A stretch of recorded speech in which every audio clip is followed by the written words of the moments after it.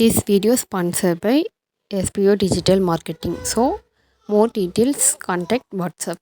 Skip பண்ணாதீங்க. பெரிய தப்பு. தினம் 300 ரூபாய் சம்பாதிக்க அரிய வாய்ப்பு. இன்ஸ்டாகிராம், ஃபேஸ்புக் பயன்படுத்த தெரிந்தால் போதும் content post and content publishing மூலமா தினம் 300 ரூபாய் சம்பாதிக்கலாம். இந்த வேலை செய்ய 5 நிமிடம் போதும். Work training support, group communication support, all language customer live chat support, முக்கியமா சொந்தமா ஒரு பிசினஸ் ஸ்டார்ட் பண்ற அளவுக்கு உங்களால கற்றுக்கொள்ளவும் முடியும், சம்பாதிக்கவும் முடியும். இந்த வேலை வாய்ப்பு வழங்குவது 5 வருடத்திற்கு மேல ரன் ஆகிட்டு இருக்க நம்ம தமிழ்நாட்டு company school of business organisation private limited. மேலும் விவரங்களுக்கு டிஸ்கிரிப்ஷன்ல கொடுத்திருக்க நம்பருக்கு வாட்ஸ்அப் பண்ணுங்க.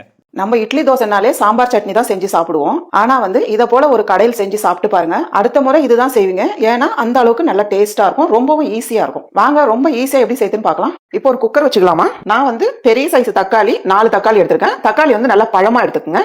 அந்த அடிப்பாகத்தை கட் பண்ணிட்டு இதை போல நல்லா கட் பண்ணி எடுத்துக்கோங்க. இப்போ இந்த தக்காளி சேர்த்தலாம். இது கூடவே ஒரு 10 சின்ன வெங்காயம் எடுத்து 2 கட் பண்ணி வச்சிருக்கேன். இதை சேர்த்தலாம். சப்போஸ் சின்ன வெங்காயம் இல்லைன்னா நீங்க பெரிய வெங்காயம் கூட சேர்த்துக்கலாம். ஒரு வெங்காயம் சேர்த்துக்கலாம். கூடவே 1/2 டீஸ்பூன் அளவுக்கு ஜீரகம் சேர்த்தலாம்.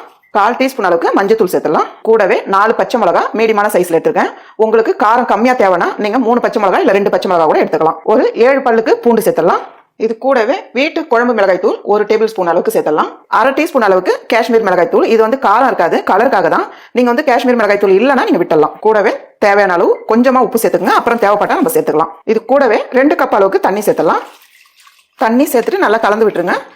குக்கர் மூடி வச்சு மூடிட்டு மீடியமான தீயில 2 விசில் விட்டா போதும், நல்லா வெந்துரும். பாருங்க 2 விசில் விட்டுருக்கேன். இப்ப பார்க்கலாம். தக்காளி நல்லா மசிஞ்சிச்சு பாருங்க. இப்போ நம்ம வீட்டுல மத்து இருந்தா நல்லா கடைஞ்சி எடுத்துக்கோங்க. இல்லைன்னா இதை போல மசியல் இருந்தா கூட நீங்க இதை வச்சு நல்லா கடைஞ்சி எடுத்துக்கலாம். தக்காளி ரொம்ப ஈஸியா மசிஞ்சிடும். ஏன்னா குக்கர்லயே நல்லா வெந்துடுச்சு.